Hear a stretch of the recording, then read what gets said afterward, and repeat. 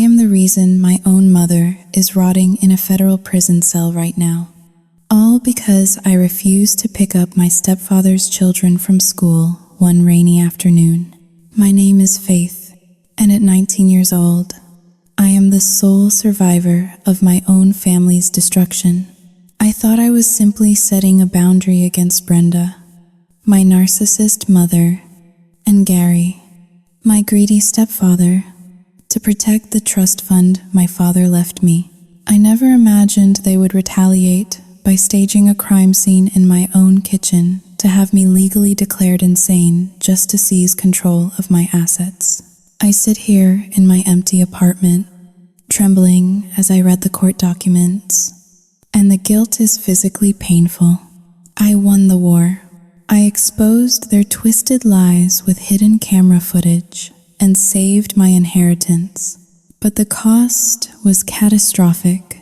My innocent little brother and sister are now living in a boarding school, waiting for a mother who is never coming home.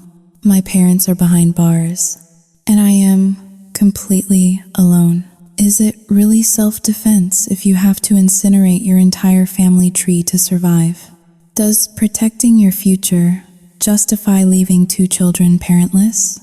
I look in the mirror, and I do not know if I see a victim or the very monster they accused me of being.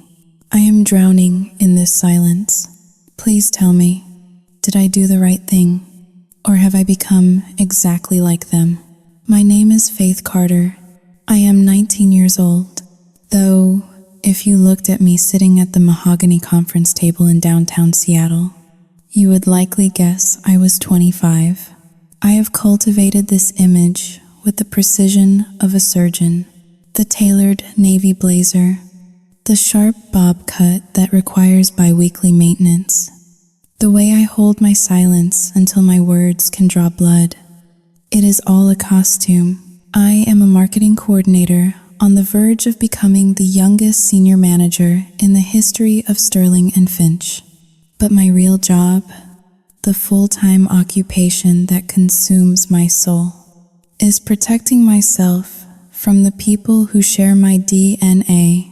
I live in a sleek, glass-walled apartment in Belltown, overlooking the Puget Sound. It is a space of sterile perfection. White marble, gray velvet, and absolute silence. It is the polar opposite of the trailer park in Everett, where I spent my childhood. A place that smelled of mildew and despair. I escaped. My father, a man I barely knew before he passed, left me the means to escape. A trust fund, a beautiful 7-figure fortress that sits in an account my mother, Brenda, cannot touch until I turn 25, or unless I am declared mentally incompetent. That clause is important.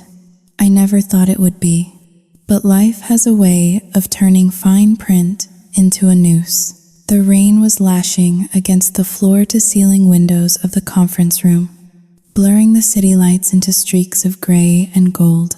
The atmosphere inside was tense. We were 5 minutes away from the quarterly strategy meeting with the partners. This was my moment. I had spent 3 weeks preparing the slide deck, analyzing market trends, and rehearsing my pitch. I needed this promotion, not for the money. I had enough money to buy everyone in this room out, but for the validation, for the proof that I was not them. My phone, placed face down on the table next to my notepad, vibrated. It was a short, sharp buzz against the wood. I ignored it. I kept my eyes fixed on the projection screen, my posture rigid. It buzzed again, and again, a long, sustained vibration that sounded like an angry hornet trapped in a jar. Mr. Henderson, the senior partner, glanced at the device with a frown. Everything all right? Faith? Apologies, I said, my voice smooth. Practiced. Spam calls. You know how it is.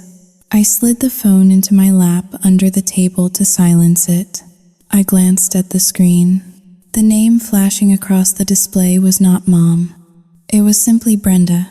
I had changed it in my contacts 3 years ago, the day she stole my college savings to bail her husband out of jail. There were 5 missed calls and 3 text messages. Where are you? Pick up the phone. Faith. Emergency. Need you to get the kids. My stomach tightened, a cold knot forming right beneath my ribs. This was the red flag I had learned to spot from a mile away. Brenda never called just to say hello. Brenda called when she needed a resource.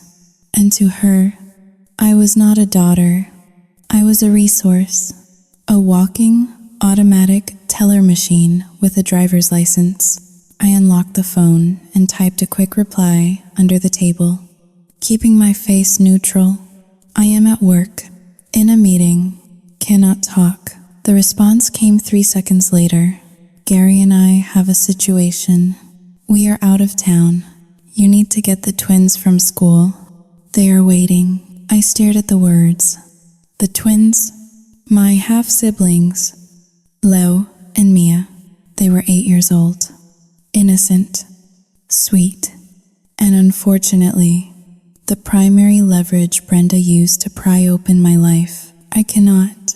I typed back, my thumbs moving fast. I am presenting in 2 minutes. Call a neighbor or Gary's sister. Gary's sister is busy. You are their sister. Do not be selfish. Faith, we put you down as the emergency contact. The air in the room seemed to suck out of my lungs. I had explicitly told the school and her never to list me as a guardian. I had removed my name from the emergency forms last September after the last fiasco where Gary forgot to pick them up because he was too high to drive. I did not agree to that. I texted, I am not coming. Brenda, figure it out. Faith? Mr. Henderson's voice cut through the fog in my head. You are up? I snapped my head up, sliding the phone into my pocket. Yes, absolutely. I stood up, smoothing the front of my blazer. I walked to the front of the room, clicking the remote to bring up my first slide. I began to speak about consumer demographics and engagement metrics. My voice was steady. My gestures were confident, but inside, my mind was a chaotic storm. We are out of town. Something about that phrase nagged at me. Brenda and Gary, my stepfather, were broke. Gary had not held a steady job since 2015. He was a man who spent his days on the couch, drinking cheap beer and watching conspiracy theories on YouTube.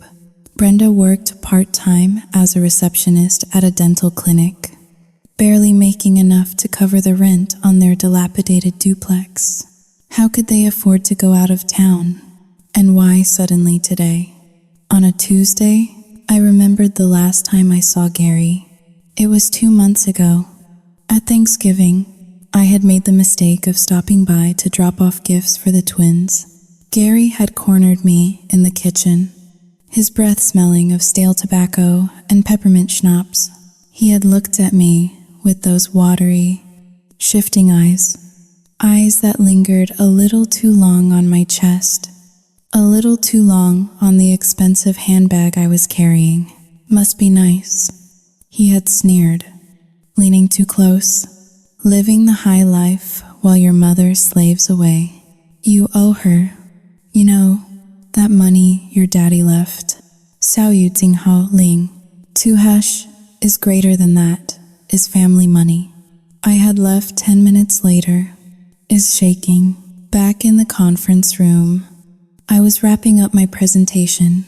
In conclusion, shifting our focus to micro-influencers will yield a higher return on investment. Sao Yu Ting Hao Ling. R. Ting Hao. Da Yu. My pocket vibrated again. A long, relentless buzz. Then it stopped. Then it started again. She was calling. In the middle of a workday, I finished the presentation. There was polite applause. Mr. Henderson nodded. looking impressed. Excellent work. Faith, very thorough. Thank you, I said, forcing a smile that did not reach my eyes. As the team began to discuss the budget, I sat down and checked the phone again. A voicemail. I should not have listened to it right there. But curiosity is a poison. I lifted the phone to my ear, keeping the volume low. Brenda's voice, shrill and panicked, leaked out. Faith, do not you dare ignore me. The school just called. They said school is over in 20 minutes and there is nobody there. If you do not go, they are going to call the authorities. Do you hear me? You are ruining everything. Go get your brother and sister. I looked at the time on the wall clock. 4:30 in the afternoon. The after-school program ended at 5. I felt a surge of rage, so pure, it almost made me dizzy. It was not just the inconvenience. It was the entitlement, the assumption that my life, my career, my boundaries were all irrelevant the moment Brenda had a whim. She knew I had this meeting. I had told her a week ago when she asked to borrow $200, which I refused. She was testing me. That is what this was. A power play. If I left now, I would look unprofessional. I would lose the momentum I had just built with the partners. If I stayed, so yu jinghao ling, ar jinghao dayu. If I stayed, the school would follow protocol. They would call the parents. If the parents did not answer, they would call the emergency contact. That was me. And if I did not show up, they are going to call the authorities, social services, child protective services. A normal daughter would panic.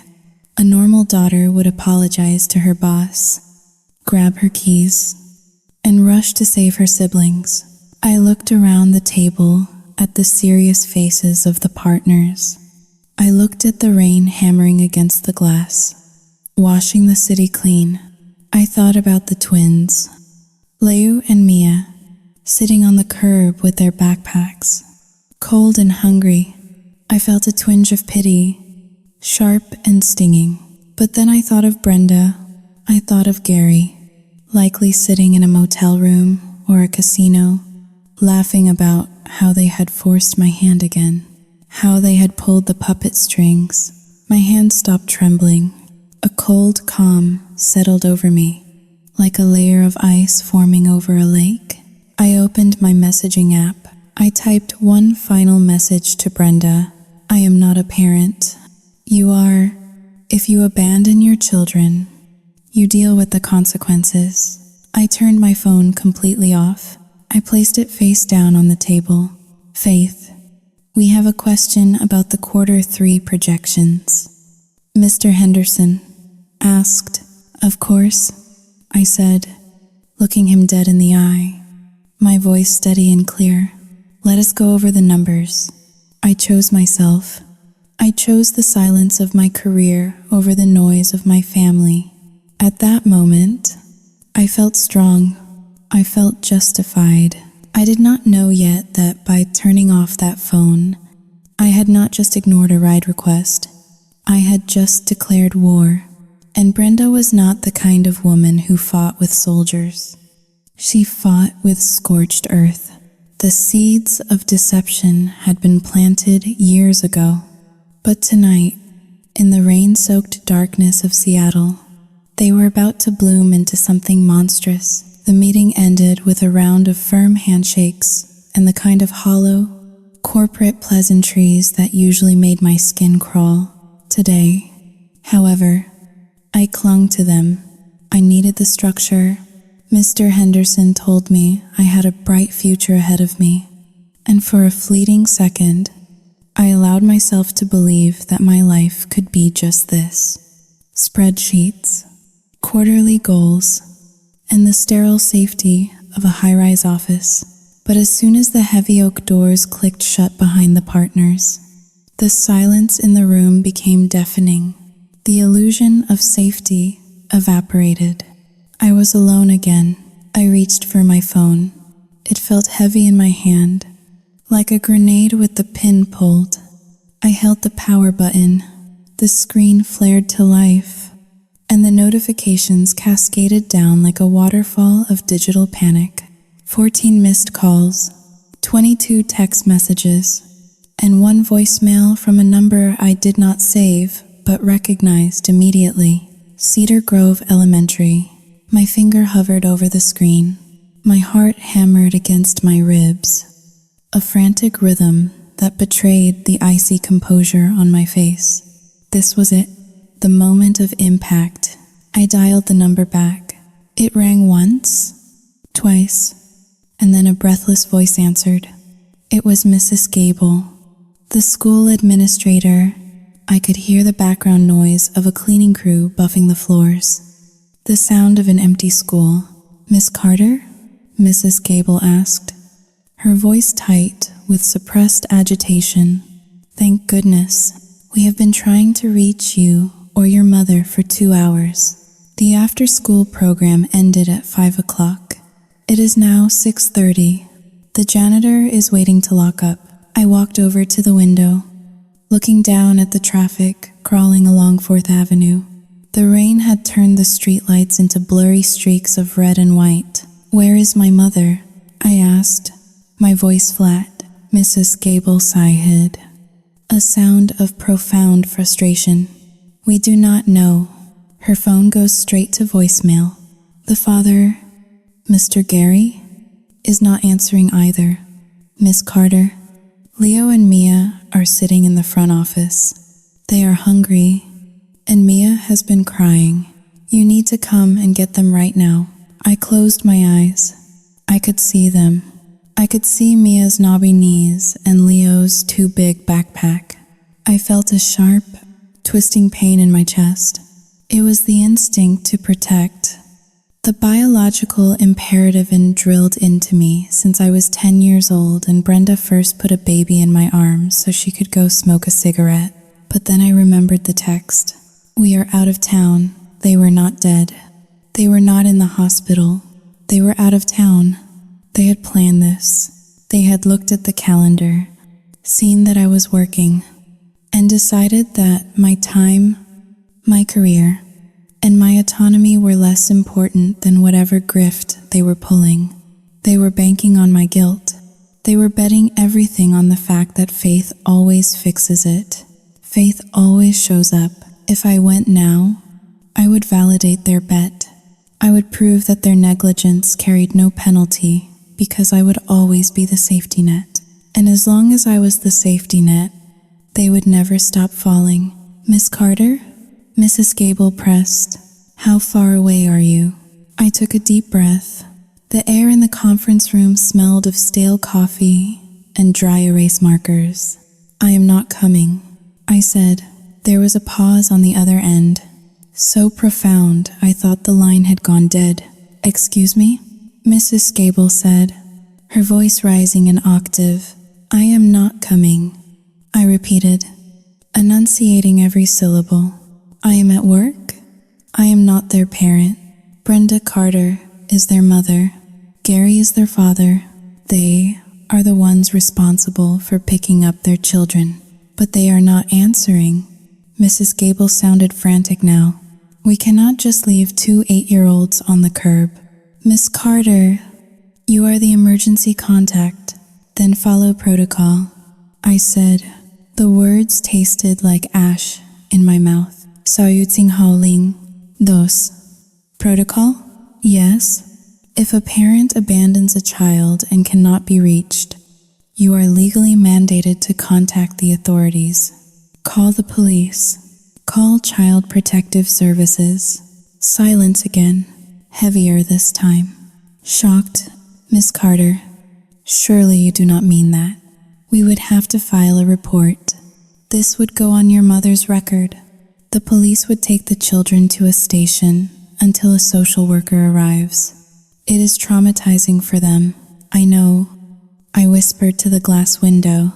I knew exactly how traumatizing it was.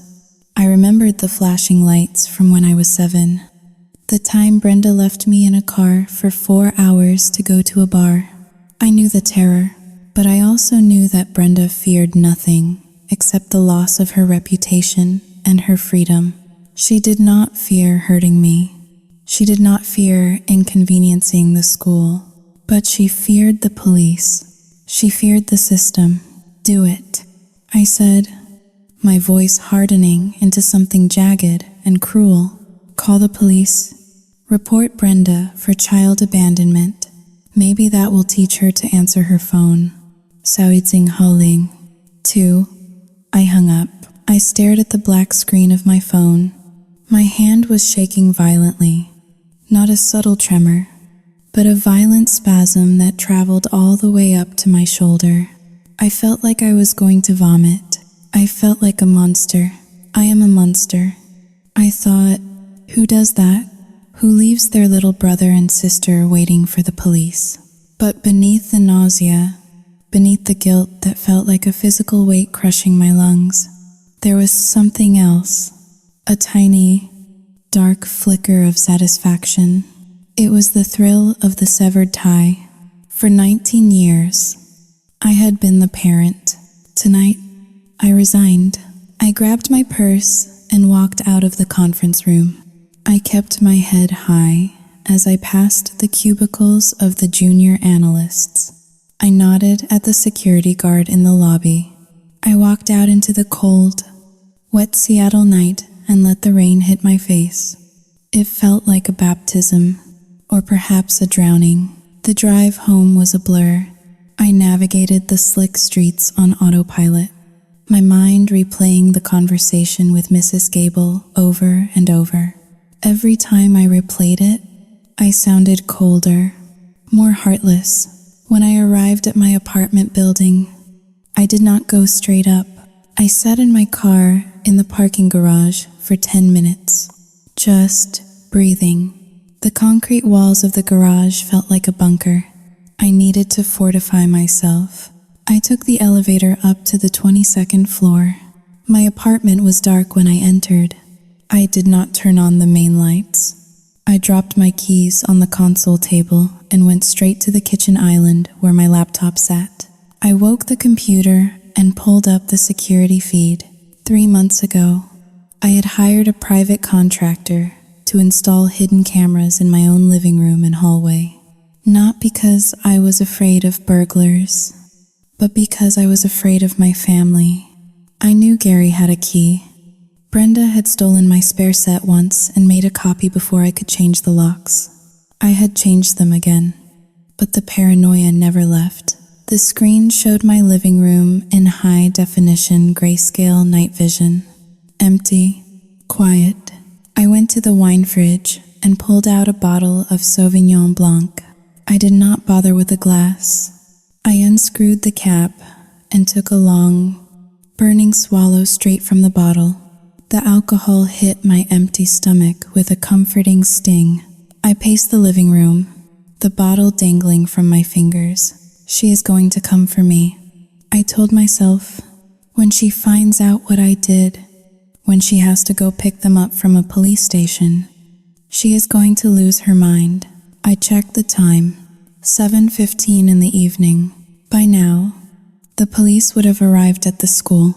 By now, the report would be filed. By now, someone would have knocked on Brenda's door or tracked down her location. I waited for the explosion. I waited for the phone to ring again, for the screaming to start, but the phone remained silent. That was the worst part, the silence. It was not the silence of peace. It was the silence of the tide pulling back before a tsunami. I walked over to the floor-to-ceiling window and looked out at the city. Somewhere out there, my siblings were in the back of a squad car, and it was my fault. No, I corrected myself. My inner voice, sharp and defensive. It is her fault. She bet on my compliance. She lost, but as I took another drink, watching the rain streak against the glass like tears, I could not shake the feeling that I had just crossed a line I could never uncross. I had invited the legal system into our dysfunction. I had opened the door to strangers with badges and clipboards. I thought I was teaching her a lesson. I did not realize I was handing her a weapon. I did not realize that by painting her as a victim of my cruelty, I was giving her exactly the narrative she needed to destroy me. The first crack in the dam had appeared, and through it, the dark water was beginning to seep in. I slept for exactly 2 hours. When the alarm on my bedside table went off at 5 in the morning, my eyes burned as if someone had thrown sand into them. I had spent the night waiting for the police to knock on my door, or for Brenda to shatter my windows with a brick. Neither happened. The silence persisted, heavy and suffocating, like a wool blanket pressed over my face. I forced myself through my morning routine. Shower, espresso, concealer under the eyes. I put on a charcoal gray suit, armor for the corporate battlefield. I arrived at the Sterling and Finch offices at 7:30, 30 minutes before anyone else. The building was quiet, smelling of industrial floor wax and ozone. By 8:15, the office began to hum with the usual sounds of clacking keyboards and ringing desk phones. I sat at my desk in the open concept bullpen, trying to review a spreadsheet for an upcoming marketing campaign. But the numbers blurred together. My mind kept jumping back to the police station, to Leo and Mia, to the fact that Brenda had not contacted me at all. It was unnatural. Brenda thrived on immediate conflict. For her to hold her tongue for 12 hours meant she was preparing something massive.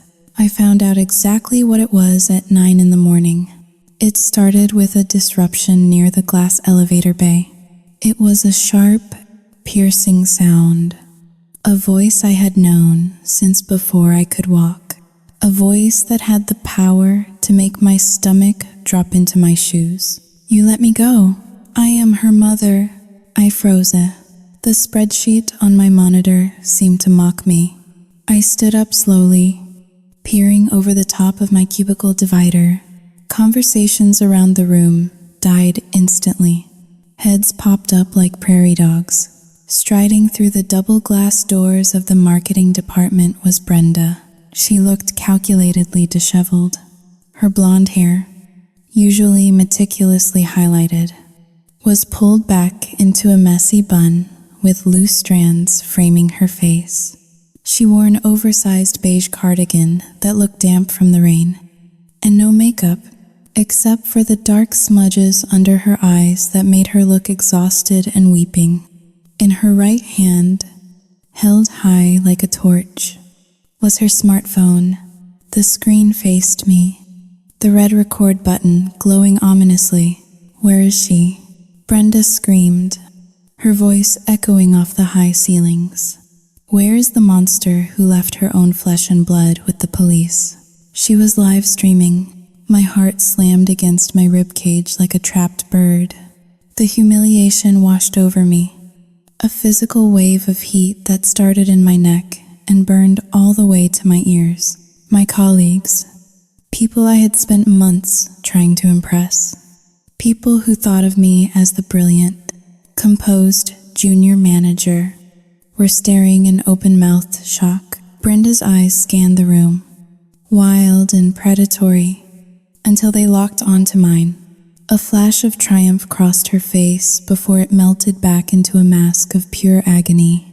"There you are," she sobbed, marching toward my desk. The camera did not waver. It was pointed directly at my face. "Say hello to the internet." "Faith?" Brenda shouted, turning the phone so I could see my own frozen expression on the screen, along with a rapidly scrolling column of comments. "Look at her. Look at the woman who let Child Protective Services take my babies." "Brenda, stop," I said. My voice came out as a whisper. I cleared my throat, forcing the corporate calm back into my tone. "Lower your voice. Turn off the phone." "Turn it off?" Brenda laughed, a shrill, hysterical sound. "Why?" So you can hide your dirty secrets. So you can sit in this fancy office with your expensive suit while your brother and sister spent the night in a police station? Gasps rippled through the office. I saw Sarah, the receptionist who always complimented my shoes, put a hand over her mouth. She looked at me with pure horror. I stepped out from behind my desk. I knew standard operating procedure for a public meltdown. De-escalate. Remove the audience. Isolate the threat. You need to leave, I said, keeping my hands visible and open. We can discuss this at home. I am not going anywhere, Brenda wailed, stopping 5 feet from me. She shifted the camera angle to capture her own face, tears streaming down her cheeks. You promised me, Faith. You promised me you would pick them up. The lie hung in the air, bold and toxic. I never promised you anything, I said, my voice rising. I told you I was working. You are the one who left them. Brenda whirled back to the camera, addressing her digital audience directly. You see how she lies? I begged her. I told her Gary and I had a medical emergency. He was in the hospital, and she said, Mom, do not worry. I will get the twins. And then she turned off her phone. She did it on purpose to get me in trouble because she hates me. A medical emergency, Gary in the hospital. The web of lies was so intricate, so instantly fabricated. It took my breath away. Last night, the text said they were out of town. Today, it was a medical emergency. She was adapting the narrative in real time to generate maximum sympathy. You are lying, I said, taking a step forward. My hands were shaking now, not from fear, but from a blinding, righteous fury. Turn the camera off. Now, do not touch me, Brenda shrieked, backing up as if I had threatened to strike her. She tripped over the corner of a wastebasket, stumbling backward. It was a pathetic, clumsy movement, but on camera, it looked like I had pushed her. The comment stream on her phone screen was a blur of angry text and red emojis. Just then, the heavy doors to the executive suite swung open. Mr. Henderson emerged, flanked by 2 building security guards. His face was the color of granite. What the hell is going on out here? Mr. Henderson demanded, his booming voice cutting through Brenda's sobs. Brenda immediately turned her weeping face toward the senior partner. This is your employee, she cried out, pointing a trembling finger at me. This is Faith Carter. She is abusing my children. She is a sociopath.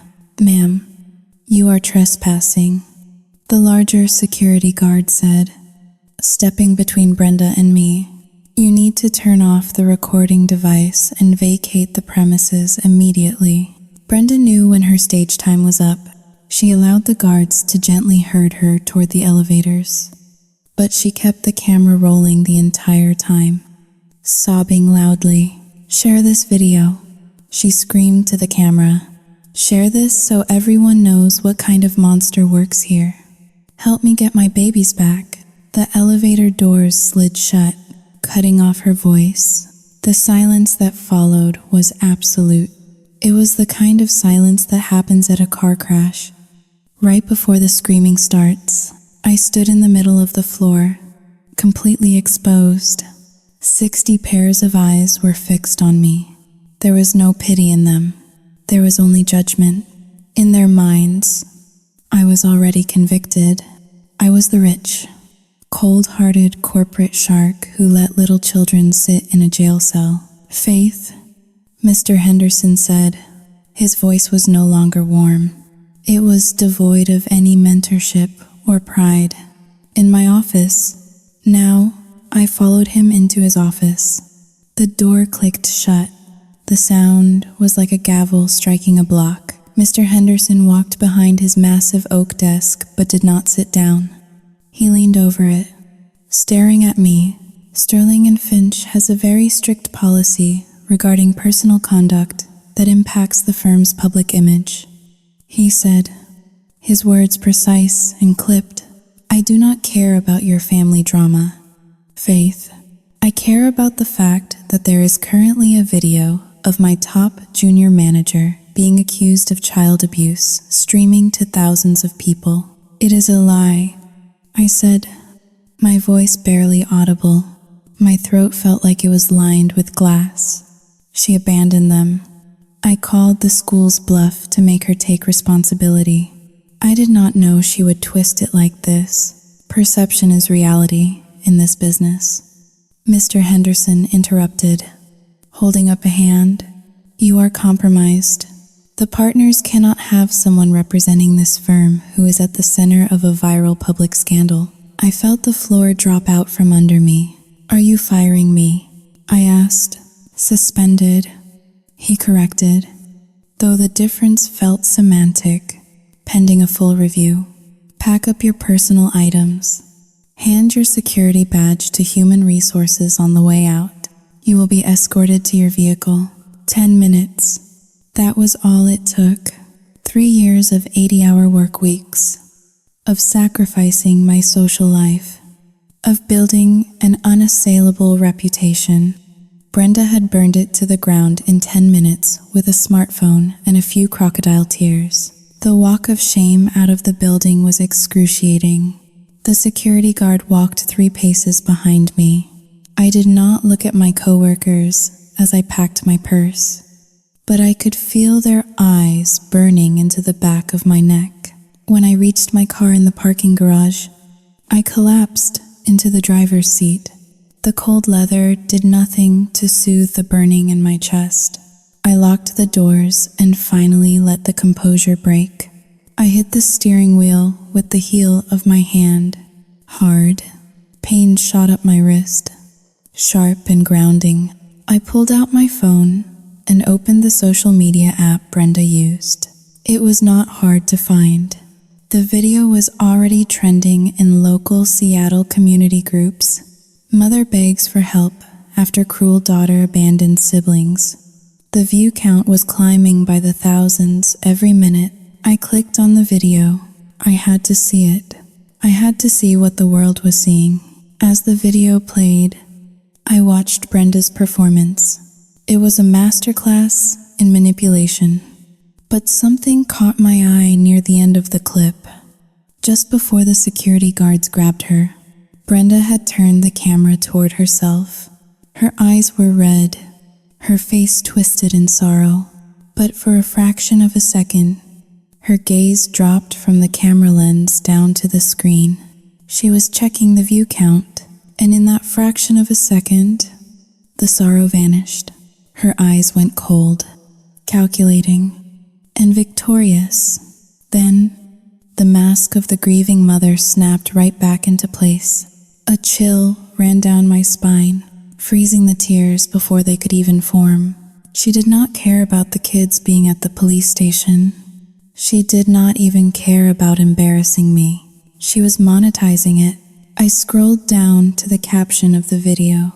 There, buried under paragraphs of sob story text about child protective services and the cruel legal system, was a link. Help us fight for custody of Leo and Mia against the corrupt system.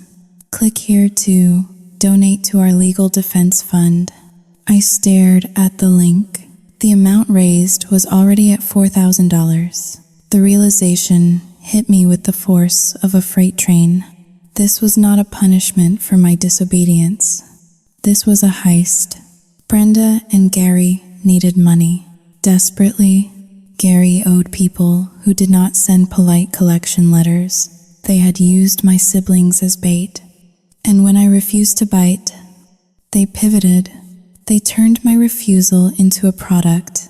They had successfully weaponized the internet's addiction to outrage.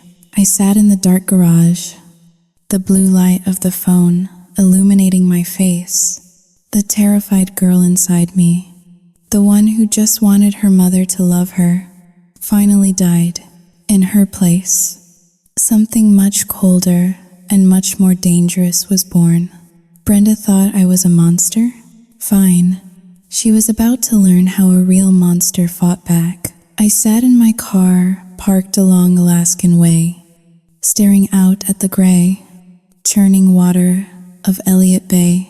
The rain drummed a relentless, hypnotic rhythm against the metal roof. It was the only sound in the world that made sense.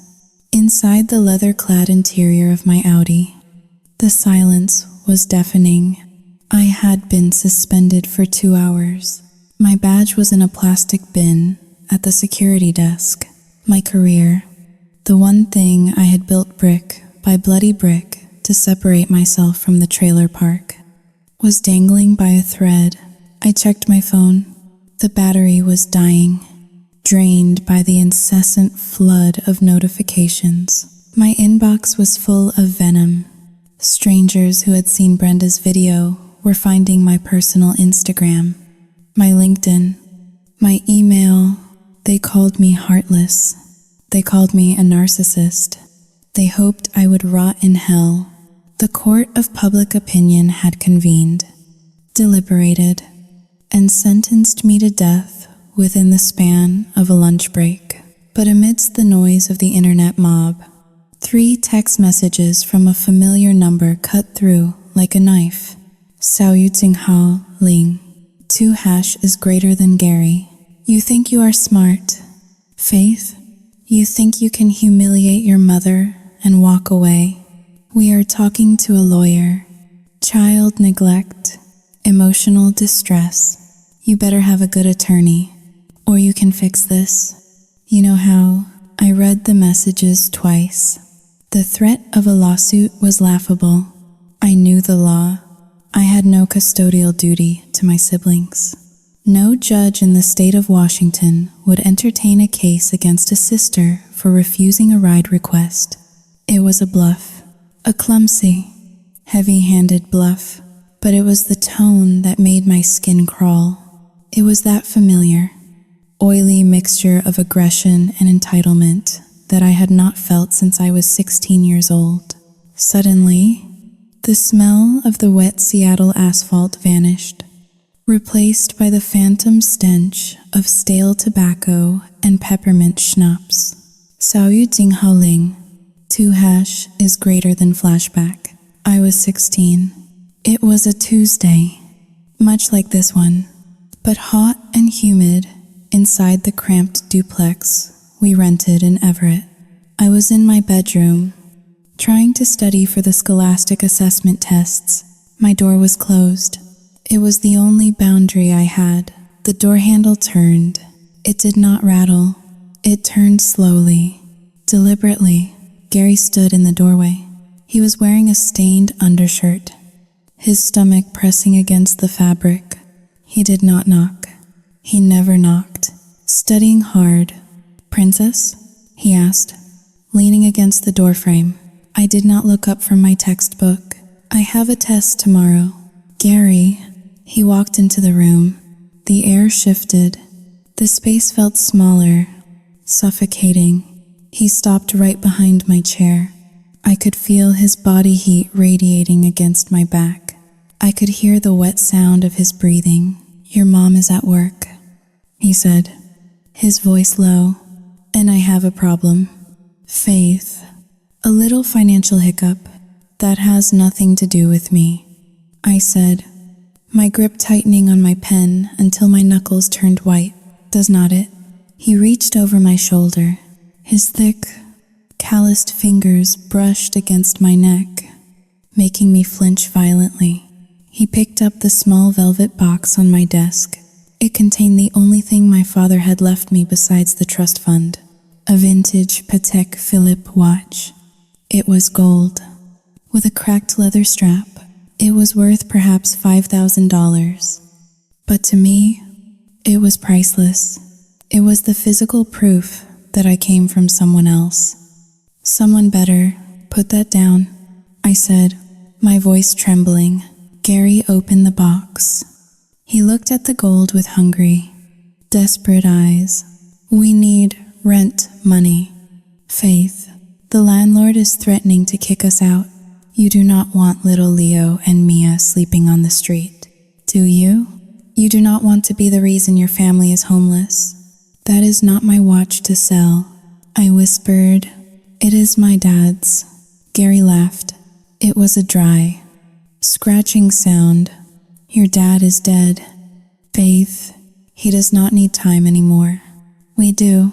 He pocketed the watch. Just like that, I stood up, shouting, trying to grab it back. Give it back. You cannot take that. Gary caught my wrist. He squeezed hard, his thumb pressing into the tender tendon. He pulled me close, so close I could see the broken capillaries in his nose.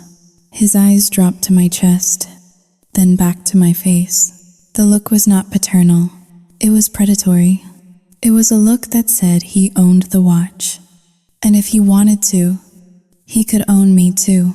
You listen to me, you little brat, he hissed, his breath hot on my face.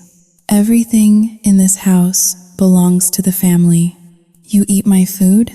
You live under my roof? Then you pay your share. Do not make me teach you a lesson about gratitude. He squeezed my wrist until I cried out, then shoved me back onto the bed. He walked out with the watch. He pawned it an hour later for $800. He lost the money at a tribal casino that same night. End of flashback. I gasped, pulling myself back to the present. The rain was still falling. My wrist throbbed.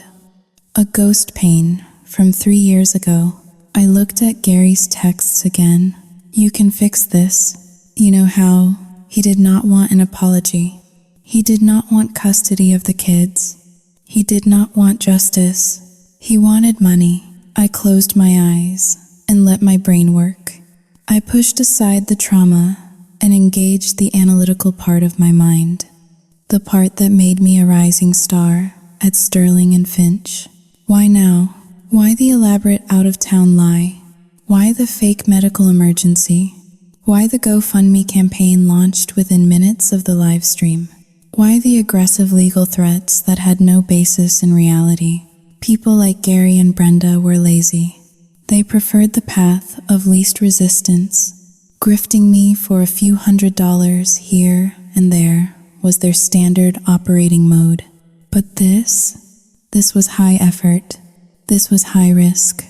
Staging an abandonment scene involving the police, risking a Child Protective Services investigation. This was an act of desperation. You do not burn down the bridge unless you are being chased by fire. They were in deep. I remembered a rumor I had heard from an old neighbor back in Everett. Gary had been banned from the local card rooms. He had started borrowing from private lenders, the kind of people who did not report to credit bureaus, but who broke kneecaps in alleyways. That was the out-of-town trip. They were not on vacation. They were hiding, or they were scrambling to liquidate something. My blood ran cold. Liquidate something. I sat up straight in the car seat. The realization hit me like a physical blow. My father had a storage unit. It was a climate-controlled vault in South Seattle where he kept the things that did not fit in the bank safety deposit box. Old furniture, his vinyl collection, and a few crates of what he called hard assets. Silver bars, antique coins, things that were technically part of the trust, but difficult to inventory. I had the only key, or so I thought, but Brenda had stolen my keys before. I started the car engine. The Audi roared to life, the headlights cutting through the gloom. If Gary was desperate enough to threaten me with a lawsuit I knew was fake, he was desperate enough to do something irreversible. He needed $5,000, $10,000, maybe $20,000 immediately. He was not looking for a settlement next year. He needed cash by the end of the week. I put the car in gear. I was not going home to my safe, glass-walled apartment. I was going to the one place I had avoided for years. I had to check the storage unit As I pulled out into traffic, my phone buzzed one last time before the battery died. It was a notification from my bank app, alerting me to a login attempt from a new device. The spiral had begun. They were not just attacking my reputation, they were besieging my life from every angle. The walls were closing in, and for the first time in years, I felt the terrifying sensation of being 16 again, trapped in a room with no lock, waiting for the door handle to turn. But I was not 16 anymore. I was 19. I had resources. I had rage. And I was done being the victim. I merged onto the highway, pressing the accelerator until I was speeding. If Gary wanted a war over assets, he was going to get one. But he had forgotten one crucial thing. He taught me how to be ruthless. He just did not expect me to use that lesson on him. The drive to the storage facility was a blur of brake lights and adrenaline. When I arrived at the gated compound in South Seattle, my fears were confirmed, though not in the way I expected. The lock on Unit 42 was intact. My key worked. I threw open the metal roll-up door, my heart pounding in my throat, bracing myself to see an empty room. But everything was there. The dusty velvet armchairs, the crates of vinyl records, the heavy iron safe in the corner. I rushed to the safe and spun the dial. It opened. The silver bars were still stacked in neat rows. The antique coin collection was untouched. I stood there, panting, the cold air of the storage unit chilling the sweat on my back. I felt a wave of relief, followed immediately by confusion. If they were desperate for money, why had they not raided this place? Gary knew about it. Brenda knew about it. Then it hit me. They did not raid it because they could not get in. I had changed the padlock code 6 months ago and never written it down. They were desperate. Yes, but they were not magicians. They were blocked, which meant they were still looking for a way in. Not into this unit, but into my accounts, into my life. I drove back to my apartment, my mind racing. The bank notification about the login attempt gnawed at me. I needed to change all my passwords. I needed to lock down my credit. When I stepped out of the elevator onto my floor, I stopped dead. Sitting on the floor outside my apartment door, huddled like a frightened animal, was Brenda. She looked worse than she had in the live stream. Her mascara was smeared down her cheeks in black tracks. She was shivering, hugging her knees to her chest. When she saw me, she did not scream. She did not hold up a phone. She just looked up with eyes that were red, swollen, and utterly defeated. "Faith?" she whispered. Her voice was cracked. "Please, help me." I stood 10 feet away, my hand gripping my keys like a weapon. "Get out of here." "Brenda, I am calling security." "No." She scrambled to her feet, stumbling a little. She held out her hands, palms up. "Please, Gary." Shouting, howling. 2 hashes greater than he kicked me out. He hit me. She pulled down the collar of her cardigan. On her collarbone, a fresh, purple bruise was blooming against her pale skin. I stared at the bruise. My resolve, which had been as hard as diamond a moment ago, developed a hairline fracture. He went crazy when the police called. Brenda sobbed, her body shaking. He blamed me. He said I messed up the plan. He started throwing things. I ran. I did not know where else to go. "You are the only one. Faith, you are the only one who has ever been strong enough to stand up to him." The words struck a chord deep inside me. Strong enough. It was the validation I had craved for my entire childhood. The acknowledgement that I was the protector, the adult in the room. "Where are the twins?" I asked, my voice hard but wavering. Child Protective Services took them, she wailed, burying her face in her hands. They are in emergency foster care. Gary would not let me go to the station. He said if I went, he would kill me. I need to get away from him. Faith, I need a place to stay, just for tonight. Just so I can file a restraining order tomorrow and get my babies back. I looked at the woman who had birthed me. I looked at the bruise, the shaking hands, the sheer terror in her eyes. I hated her. I despised her weakness, her manipulation, her selfishness. But she was my mother, and she was hurt. This is the fatal flaw of the survivor.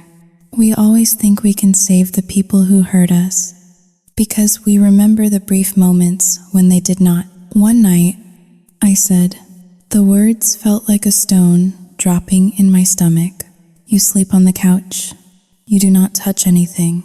And tomorrow morning, we go to the police together to file that restraining order against Gary. Brenda nodded frantically, tears spilling over again. Thank you. Oh God, thank you. Faith. I unlocked the door. I let the vampire in. The evening was tense. I gave her a blanket and a pillow. I made her tea. I watched her drink it with trembling hands. She looked small in my living room, surrounded by the modern furniture she could never afford. I am sorry, she said softly, looking into the mug. About the video, Gary made me do it. He said if I did not get people on our side, we would lose everything. You almost cost me my job, I said, sitting on the armchair across from her, keeping my distance. I know, I was scared. I am so sorry. For a moment, just a moment, I believed her. I wanted to believe her. Around 10 o'clock, I went into my bedroom to change. I locked my bedroom door. I took a long shower, letting the hot water wash away the grime of the day. I tried to formulate a plan. If Brenda left Gary, maybe we could actually fix this. Maybe I could help her get custody of the twins, on the condition that Gary was out of the picture permanently. When I came out of the bathroom, wrapped in a robe, I heard a faint sound from the living room, a clicking sound, like typing. I froze. My laptop was out there, on the kitchen island. I unlocked my bedroom door quietly and crept down the hallway. The living room was dark, but the blue glow of a screen illuminated Brenda's face. She was not sleeping. She was hunched over my MacBook. Her fingers were flying across the keyboard with a speed and dexterity I had never seen her use before. Next to the laptop, plugged into the universal serial bus port, was a small black flash drive. What are you doing? My voice was a whip crack in the silence. Brenda jumped so hard, she nearly knocked the computer off the counter. She spun around, her eyes wide. The sorrow, the fear, the battered wife persona, it was all gone, replaced by the cold, calculating panic of a thief caught in the act. I, Sao Yu Jing Haoling. 2# is greater than I was just checking my email, she stammered, trying to close the laptop lid. I lunged forward and grabbed the computer before she could shut it. I looked at the screen. It was not her email.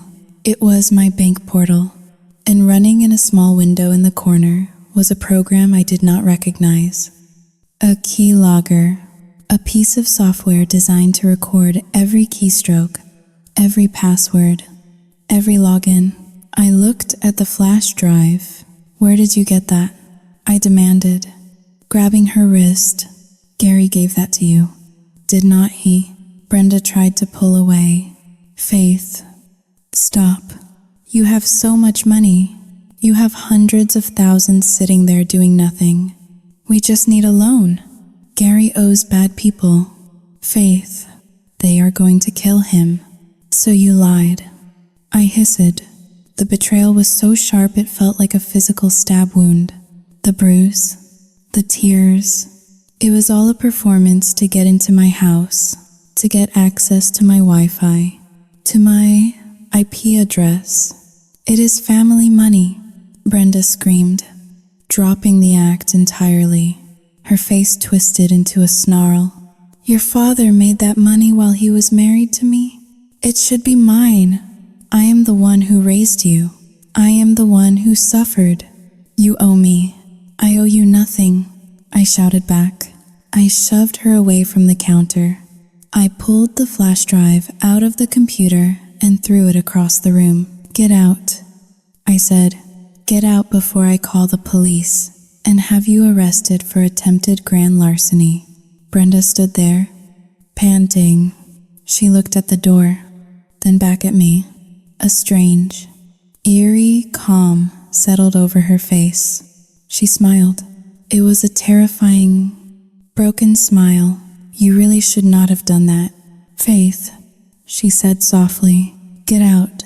I pointed to the door. You are unstable, she said, her voice changing tone completely. It became soothing, patronizing. You are having an episode, just like your grandmother. What are you talking about? Look at you, Brenda said, gesturing to me, shouting, throwing things, threatening your own mother. You are not well, Faith. You need help. Before I could process what was happening, Brenda reached into her pocket and pulled out her phone. She held it up, but this time, she did not start a live stream. She dialed 3 numbers. 911. Hello? She sobbed into the phone, instantly transforming back into the victim. Please, send help. My daughter is attacking me. She has a knife. She is threatening to kill herself. Please hurry. I stared at her in horror. My hands were empty. There was no knife. What are you doing? I whispered. Brenda lowered the phone, covering the microphone with her hand. She winked at me. The money is in a trust. Faith, she whispered, her eyes gleaming with malice. And the trustee can only be changed if the beneficiary is declared mentally incompetent. If you are in a psych ward, guess who gets named as your temporary conservator? The floor tilted. The room spun. It was not a robbery. It was a coup. They did not just want the cash in my checking account. They wanted control of the entire trust. And the only way to get it was to prove I was crazy. Sirens wailed in the distance, getting louder. I realized then that I had made a catastrophic mistake. I had let the enemy inside the fortress, and now the gates were locked from the outside. This was the point of no return. The game had changed from theft to survival, and I was unarmed. The sirens grew louder, piercing through the glass walls of my sanctuary. Brenda stood by the kitchen island, her face a mask of calculated terror, waiting for her cue. I stood frozen, my mind racing through options that were rapidly disappearing. You are insane, I breathed, the words barely audible over the thrumming of blood in my ears. They will not believe you. There is no knife. Brenda's eyes darted to the fruit bowl on the counter. A small, serrated paring knife lay next to a half-eaten apple I had left there hours ago. Faith, put it down, Brenda shrieked suddenly, recoiling as if I had lunged at her. She was not talking to me. She was talking to the recording on the 911 call that was still open. She scrambled backward, knocking over a bar stool with a loud crash. Please, baby, do not hurt yourself. Do not hurt me. The realization hit me. She was staging the scene. Stop it, I yelled, stepping forward instinctively to grab the phone from her. Stop lying. That was the mistake. As I reached for her, the apartment door burst open. I had not locked the deadbolt after letting her in. My fatal error. 2 uniformed police officers, guns drawn, stormed into the hallway. "Police, show me your hands." I froze. My hands still outstretched toward Brenda. To them, it looked like aggression. To them, I was the towering figure in a bathrobe looming over a cowering, weeping woman. "She has a knife," Brenda screamed, pointing vaguely at the counter behind me. "She said she wants to die." "Hands, now," the officer shouted. I raised my hands slowly, my heart hammering so hard I thought it would crack my ribs. "I do not have a weapon." "She is lying. She broke into my computer." "Get on the ground," the officer commanded, ignoring my words. "Face down." "Now, officer, please, look at the laptop." "Ground." "Now." The authority in his voice was absolute. I sank to my knees, then to the cold hardwood floor. The humiliation was total. I felt the heavy knee of the officer on my back, the cold steel of handcuffs ratcheting tight around my wrists. "You are making a mistake," I gasped, my face pressed against the floorboards. "She is trying to steal my trust fund. We will sort it out," the officer said, hauling me to my feet. "Right now, you are being detained under a 5150 hold for psychiatric evaluation. You are a danger to yourself and others." I looked at Brenda. She was huddled in the corner with a female officer who was draping a blanket over her shoulders. Brenda looked up at me. She did not smile this time. She just watched, her eyes devoid of anything human. It was the look of a reptile watching prey succumb to venom. They marched me out of my own home. My neighbors were in the hallway, peeking out of their doors. I saw Mrs. Gable from Unit 22B, the sweet old lady who baked cookies. She looked at me with fear. I was not Faith, the polite professional, anymore. I was Faith, the violent lunatic. The ride to Harborview Medical Center was a nightmare in slow motion. I sat in the back of the squad car, the hard plastic seat digging into my spine. I did not cry. I could not. I was in shock. The speed at which my reality had inverted was dizzying. Yesterday, I was a marketing executive. Tonight, I was a prisoner at the hospital. The intake process was dehumanizing. They took my robe. They took my dignity. I was given paper scrubs and non-slip socks. I was placed in a small room with padded walls and a heavy steel door with a viewing window. I am not crazy, I told the nurse who came to take my vitals. I tried to sound calm, rational. My mother is framing me. She installed a keylogger on my computer. "Please, call my lawyer." The nurse smiled, that condescending, pitying smile. "We will get you the help you need. Honey, just relax. I need my phone. I need to call Mr. Vance." "No phones on the ward," she said, marking something on her clipboard. "Doctor will see you in the morning." The door clicked shut. The lock engaged with a heavy thud. I was alone.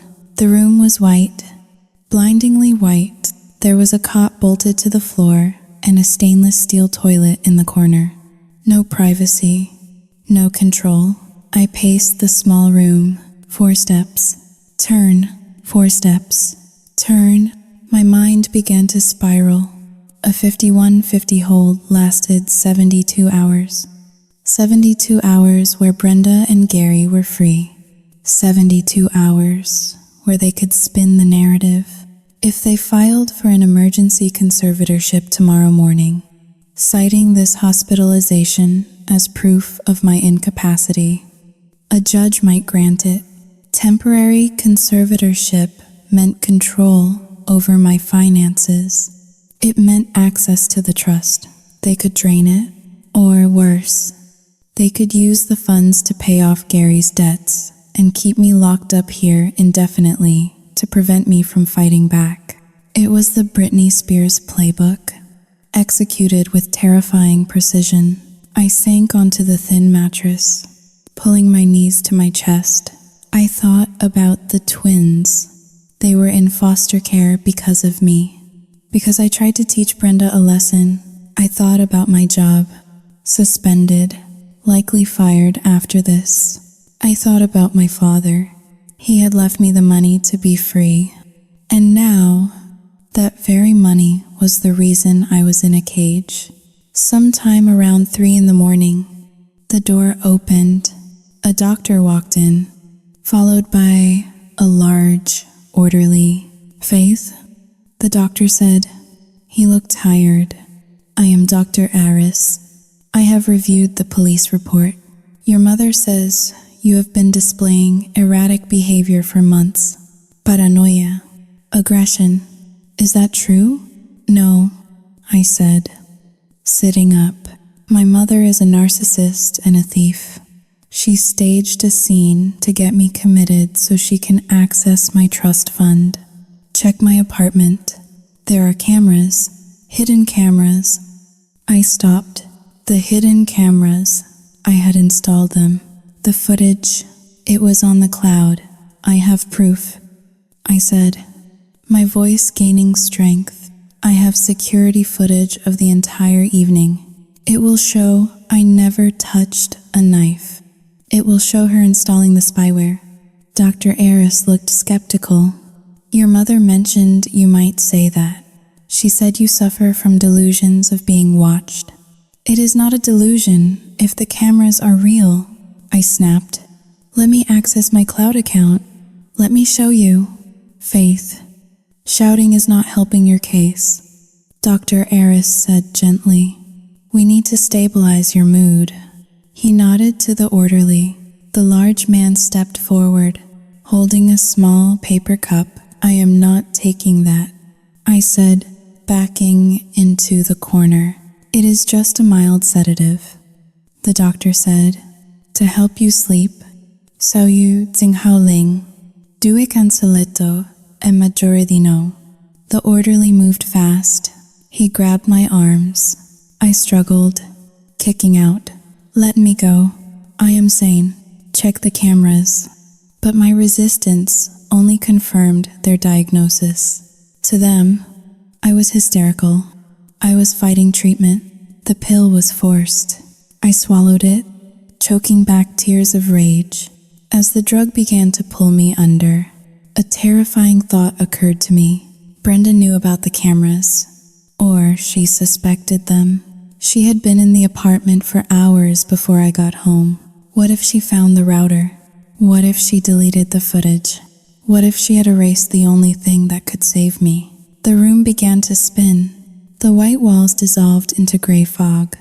My last conscious thought was of Brenda's face as the police led me away. The lack of love, the hunger. She had won.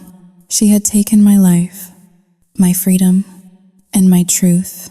And as the darkness swallowed me, I realized that the tragedy was not that I was locked up. The tragedy was that for 19 years, I had loved the woman who put me here.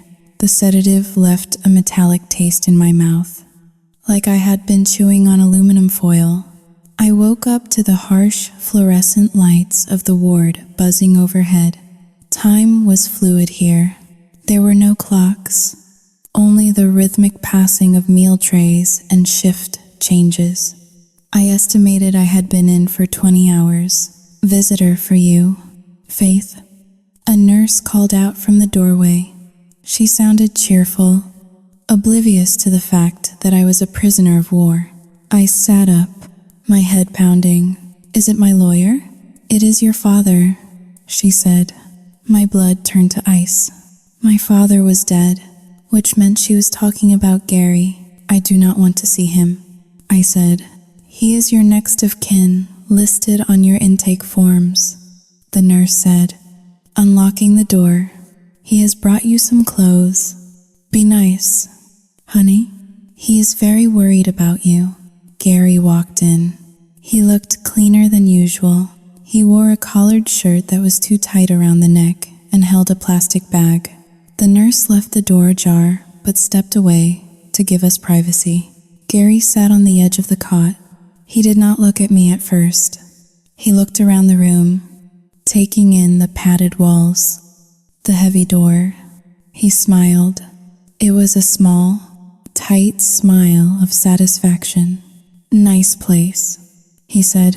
"Quiet. What do you want?" "Gary?" My voice was raspy. He placed the plastic bag on the small table. "Your mom is a wreck." Faith, crying her eyes out. She feels terrible about this. Cut the act. I said, "There are no cameras in here except the hospital's. You can drop the concerned dad routine." Gary chuckled. He leaned forward, his elbows on his knees. The smell of peppermint was faint, masked by cheap cologne. "You really stepped in it this time, kid," he said. "Assault with a deadly weapon, attempted suicide? The judge is not going to like that, especially with your history." "I have no history," I spat. "You do now," Gary whispered. "Brenda told the doctors everything about your mood swings, your paranoia, how you used to hoard food as a kid. They are building a profile, Faith, and it paints a picture of a girl who needs Sayu Dinhaling. 2# is greater than guidance." He reached into his pocket and pulled out a folded document. He smoothed it out on the mattress between us. It was a legal petition. "Petition for temporary conservatorship of the person and estate. Here is the deal," Gary said, his voice dropping to a conspiratorial murmur. "We know you are not crazy. You are just a bitch. But right now, on paper, you are a danger to yourself. If this goes to court on Friday, Brenda is going to testify. I am going to testify. The police report is going to testify. You will be locked up here for months, maybe years, and we will control every dime." I stared at the paper, the legal jargon blurred before my eyes. "Or," Gary continued, sliding a pen from his pocket, "you sign a voluntary power of attorney just for the liquid assets, the emergency fund. You transfer $50,000 to Brenda's account today to cover legal fees and medical expenses. You do that, and Brenda goes to the doctor and says she overreacted. She drops the charges. We tell them it was a misunderstanding.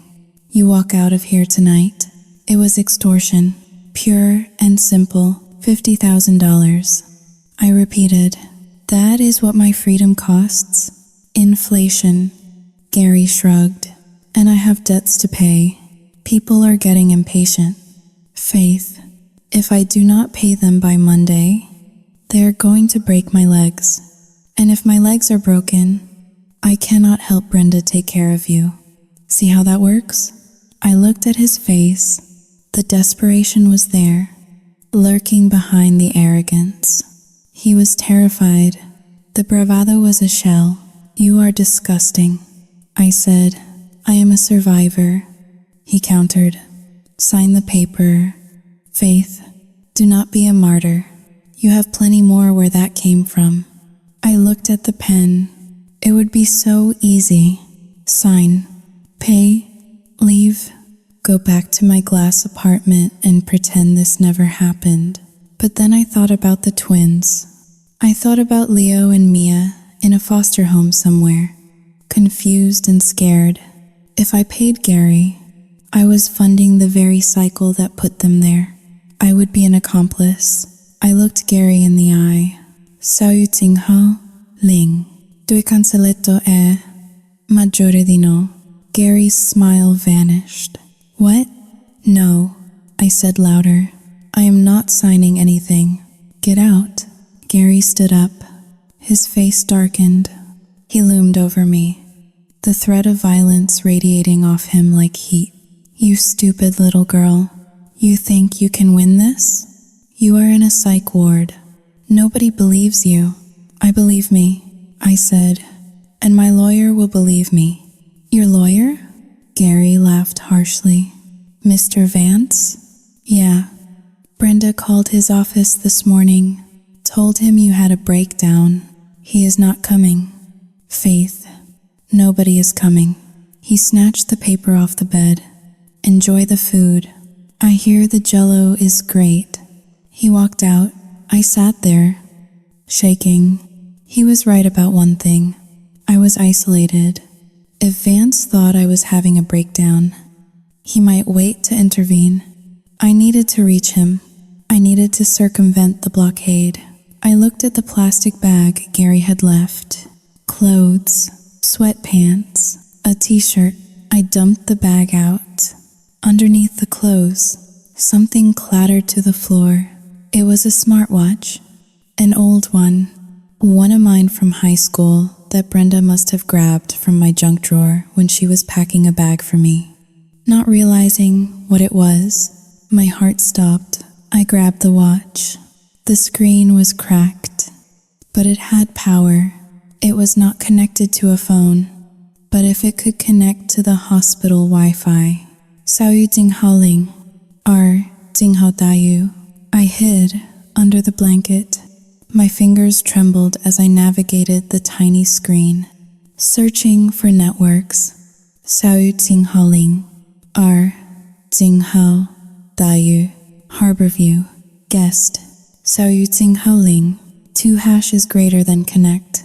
Saoyu Jinghaoling, 2 hash is greater than. It worked. I did not have a phone app, but I had email.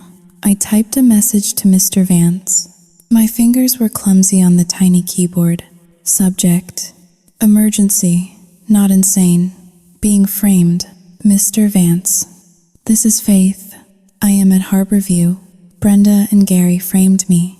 They staged a suicide attempt to force a conservatorship. Do not believe them. They are trying to steal the trust. I have hidden camera footage in my apartment cloud. Access code 7789. Check the footage from Tuesday night. It shows Brenda installing spyware. It shows the setup. Please, help me. Saoyu Jinghaoling. 2 dièse est supérieur à 100. I stared at the message sent notification. It was a message in a bottle thrown into a digital ocean. 2 hours passed. Nothing. Then, the door opened again. It was not Gary. It was not a nurse. It was a man in a sharp gray suit, holding a briefcase. He looked out of place against the sterile white walls. Mr. Vance?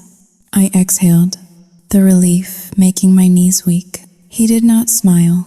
He looked furious, but not at me. Faith, he said, stepping into the room. I got your email, and then I got the logs from your security company. He opened his briefcase and pulled out a tablet. He tapped the screen and turned it toward me. It was a video clip, black and white night vision.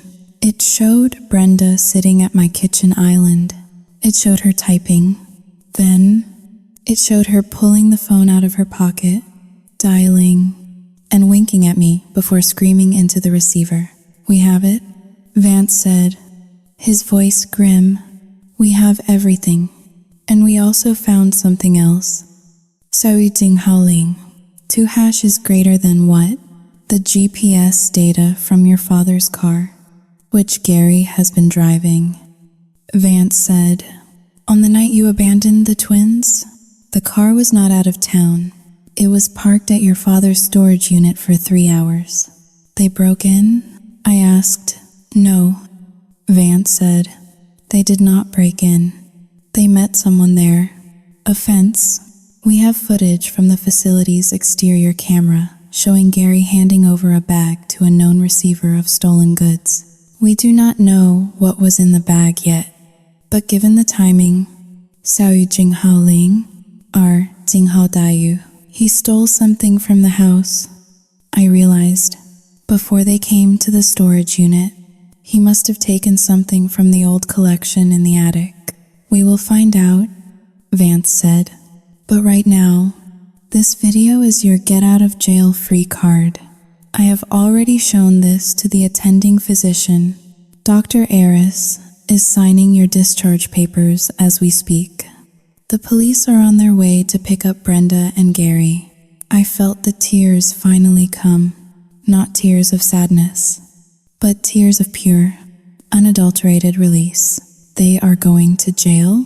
For a long time, Vance said, filing a false police report, perjury, attempted grand larceny, and once we prove the theft, Sao Jinghao Ling, R. Jinghao Dayu. He closed the briefcase.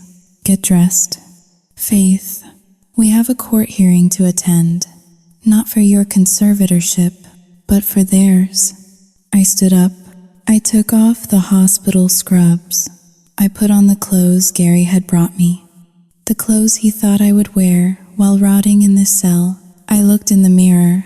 I looked tired, pale, but my eyes were clear. The victim was gone. The monster was awake, and she was ready for war. The courtroom was packed, not with the public, but with the suffocating weight of judgment. News of the viral video Mom facing charges had leaked, and while cameras were barred from family court, the hallway outside was a gauntlet of reporters. I walked in alongside Mr. Vance. I wore my charcoal suit again, the armor I had reclaimed from my apartment 2 hours ago. My head was high, but my hands were clenched so tightly in my pockets that my nails dug into my palms. Brenda and Gary were already there. They sat at the defense table with a public defender who looked like he had not slept in a week. Brenda was not crying today. She was pale, her face drawn and tight. When I walked in, she did not look at me.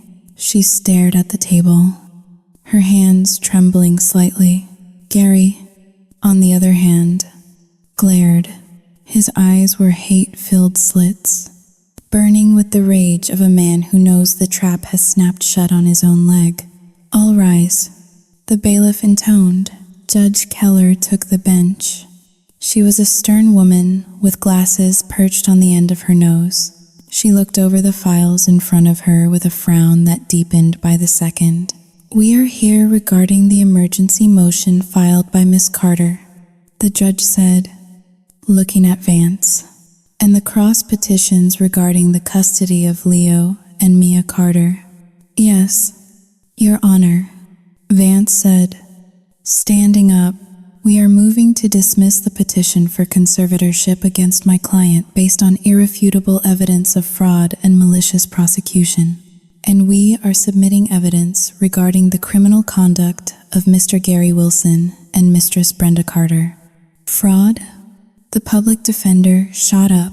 Objection. Your Honor, my clients were acting out of genuine concern for their daughter's mental health. Save it for the criminal trial. Judge Keller snapped. She turned to Vance. Show me the evidence. Vance set up the projector. The lights dimmed. On the screen, my living room appeared in grainy black and white. The courtroom was silent as the video played. We watched Brenda type on my computer. We watched her wink. We watched her perform the fake 911 call with the precision of a seasoned actress. She has a knife. She said she wants to die. Brenda's voice shrieked from the speakers, while on screen, she calmly checked her nails. A murmur went through the room. The public defender slumped in his chair. He knew it was over. Then, Vance played the second clip. The exterior of the storage facility. Gary's truck pulling up. Gary handing a heavy duffel bag to a man in a hooded sweatshirt. We have identified the items in that bag, Vance said, his voice ringing clear. They were silver bars stolen from the attic of the family home. Assets belonging to the estate of the late Mr. Carter, and by extension, the trust beneficiary, Faith Carter. Judge Keller turned to Brenda. Her expression was one of pure disgust. Mrs. Carter, the judge said, you used the court system, police resources, and mental health services as weapons to extort your own daughter. You abandoned your minor children to facilitate a theft. Brenda stood up. She looked small. Haoling. Tuhash is greater than I just wanted what was best for the family. She whispered. We were drowning. Your Honor, Faith has so much. Haoling. Tuhash is greater than she would not help. Haoling. Dayu. Entitlement is not a defense for larceny. The judge cut her off. The gavel came down. It sounded like a gunshot.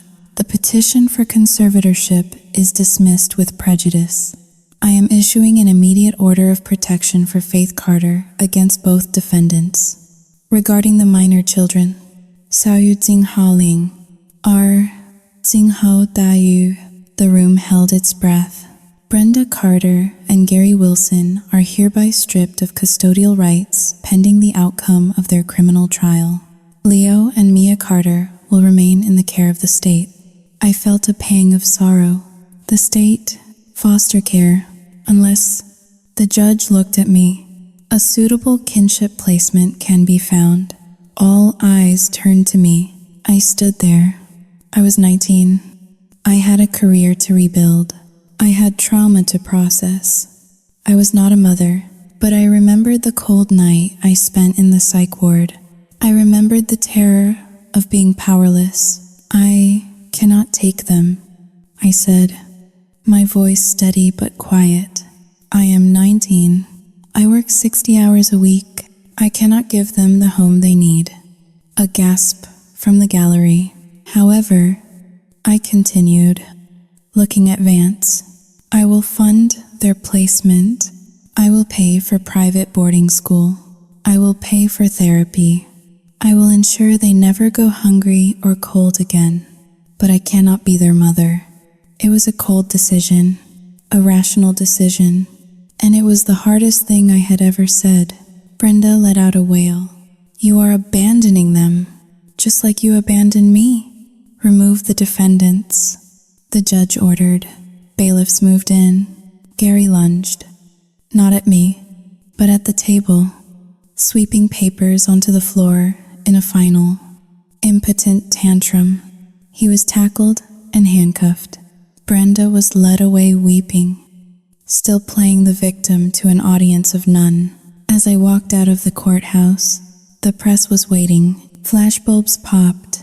Microphones were shoved in my face. Faith, is it true your mother framed you? Faith, do you hate your parents? Faith, how much money is in the trust? I stopped on the steps. I put on my sunglasses.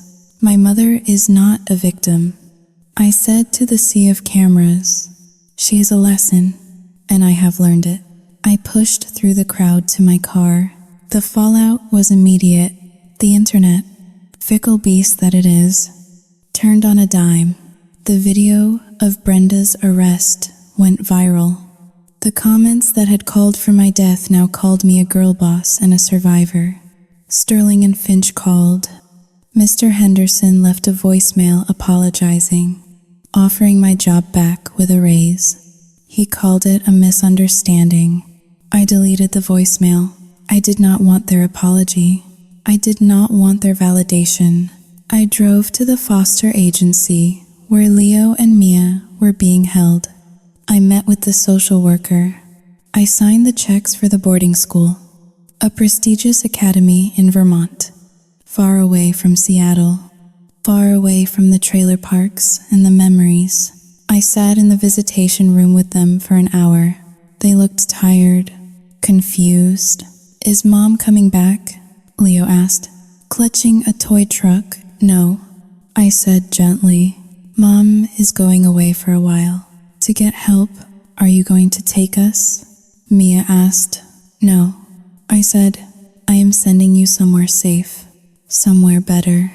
Mia looked at me with big, sad eyes. But we want to be with you. I know. I said, my heart breaking into splinters. But I am not safe either. Not yet. I hugged them goodbye. I felt their small arms around my neck, clinging to me. I smelled their shampoo, the scent of childhood innocence that I had lost so long ago. I walked out of the agency alone. I sat in my car and wept for 10 minutes. Then I dried my eyes, fixed my makeup, and drove away. The public saw a hero who defeated her evil parents. The court saw a victim who got justice. But when I looked in the rearview mirror, I did not see a hero. I saw a survivor standing in the wreckage of a burned-down house, holding the matches. I had won, but the victory tasted like ash. The city of Seattle moved on. Rain continued to fall, coffee shops continued to brew, and the relentless machinery of commerce ground forward. But for me, time felt suspended in a strange, gray amber. 2 weeks had passed since the courtroom confrontation. The headlines had faded. The internet mob had found a new villain to devour. Brenda and Gary were awaiting trial, denied bail due to flight risk and the severity of the charges. They were sitting in cells 6 miles apart, unable to coordinate their stories, likely blaming each other with every breath. I sat in my apartment. It was quiet. The silence I used to crave now felt oppressive. The glass walls that offered a view of the world now felt like the boundaries of a fishbowl. I had resigned from Sterling and Finch. The email I sent was 3 sentences long. No explanation. No gratitude. Just an effective date. Mr. Henderson had called 4 times. I blocked his number. I could not go back to that office, to the people who had stared at me with disgust, who had believed the lie without a second thought. That bridge was not just burned. I had dynamited the foundations. My days were filled with meetings with lawyers and forensic accountants. We were untangling the web of Gary's debts. It turned out he had forged my signature on 2 credit card applications years ago. We were disputing the charges. We were securing the trust. But the nights were the hardest. I would wake up at 3 in the morning, heart pounding, convinced I heard typing in the living room, convinced I saw the flash of a police light on the ceiling. I started drinking more, just wine. At first, then whiskey. It dulled the edge of the guilt. The guilt was a shapeshifter. Sometimes it looked like Mia's tear-streaked face when I left her at the agency. Sometimes it looked like Brenda's bruise, the real one Gary gave her, the one she used to manipulate me. Was I wrong? I asked myself one night, staring at the bottom of a glass. Should I have taken them in? Should I have tried to save Brenda from Gary instead of destroying them both? I hired a therapist, Dr. Evans. She was kind, soft-spoken, and expensive. You are grieving, she told me during our 3rd session. You are grieving the mother you never had, and you are grieving the loss of the illusion that you could fix her. I feel like the villain, I admitted, staring at the carpet. I sent my parents to prison. I sent my siblings away. You stopped the abuse. Dr. Evans corrected. You stopped the cycle. That is not villainy. Faith, that is survival. But survival has a cost. The cost was isolation. I had no family left, no job, no friends. Really, my work friends had evaporated the moment the scandal broke. I was 19 years old, sitting on a pile of money, completely and utterly alone. One Tuesday, a letter arrived from Vermont. It was from the boarding school. Inside was a drawing from Leo. It was a picture of 3 stick figures. One was tall, holding a briefcase. That was me. 2 were small, holding hands. That was them. And in the corner, scribbled in crayon, was a sun, but the sun was black. I stared at the drawing for hours. They were safe. They were fed. They were learning French and horseback riding, but they were drawing black suns. I realized then that money could fix problems, but it could not fix people. I had used my inheritance as a shield and a sword. I had protected my assets. I had won the legal battle, but I had lost the war for connection. I decided to sell the apartment. I could not live here anymore. I could not walk past the kitchen island without seeing Brenda's ghost typing on my laptop. I could not look at the door without remembering the police bursting through. I called a realtor. List it, I said. Sell everything. The furniture, the art. I want nothing. Where will you go? The realtor asked. New York, I said. It was the first place that came to mind. A city of millions where you could be anonymous, where nobody knew the name Faith Carter. Packing was easy. I had very little that mattered. The Patek Philippe watch, which the police had recovered from the pawn shop Gary used. I went into my carry-on. My clothes, my laptop, everything else was just stuff, debris from a life that did not fit anymore. The night before I left, I went to the storage unit one last time. I stood amidst my father's things. The silver bars were back in the safe. The vinyl records were gathering dust. I touched the spine of an old album, Dark Side of the Moon. My father had played this when I was little, back before he got sick, back before Brenda met Gary, back when there was light in the house. I realized I barely remembered his face. I only remembered the feeling of safety. And now, I had to create that safety for myself. I locked the unit. I mailed the key to Mr. Vance with instructions to liquidate the contents and put the money into the twins' trust for when they turned 18. I was done hoarding the past. As I walked out into the cool night air, my phone buzzed. It was a notification from the prison system. An automated update. Inmate Brenda Carter has been transferred to general population. I swiped the notification away. I did not block it. I just deleted it. It was a small act, but it felt significant. I was not running away. I told myself I was moving forward.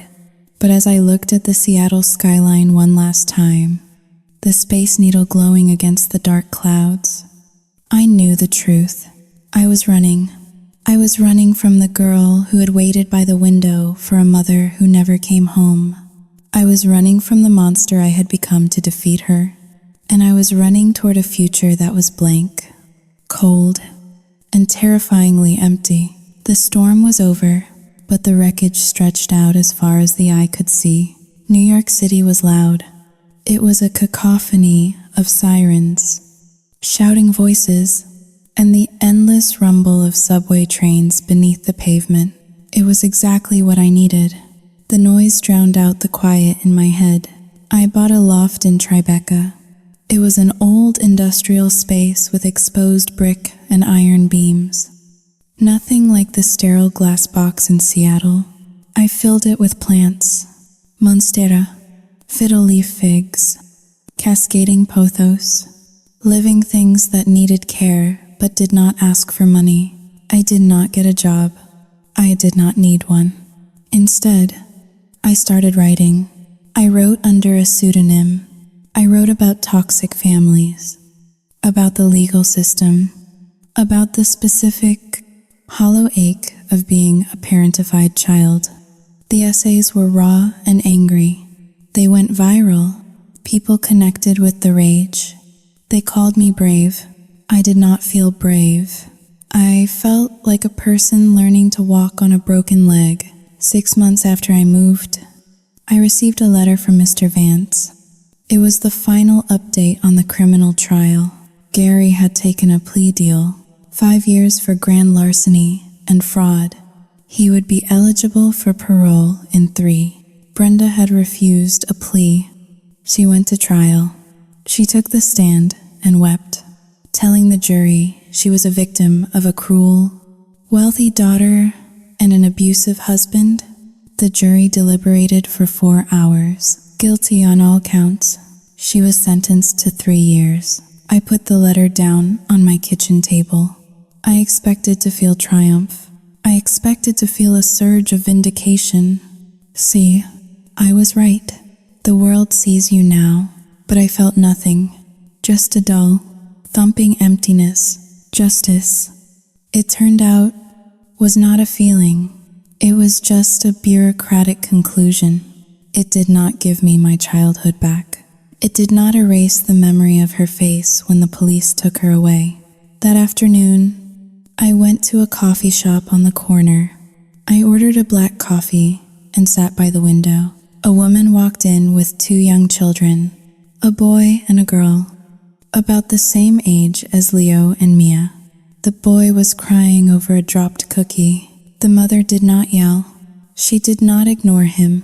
She knelt down, right there on the dirty floor. She wiped his tears. She bought him another cookie and held him until he stopped shaking. I watched them, transfixed. It was such a small, mundane moment of kindness, and it broke me. I realized then that my victory was Pyrrhic. I had saved my money. I had saved my reputation. I had even saved my siblings from physical neglect, but I had become hard.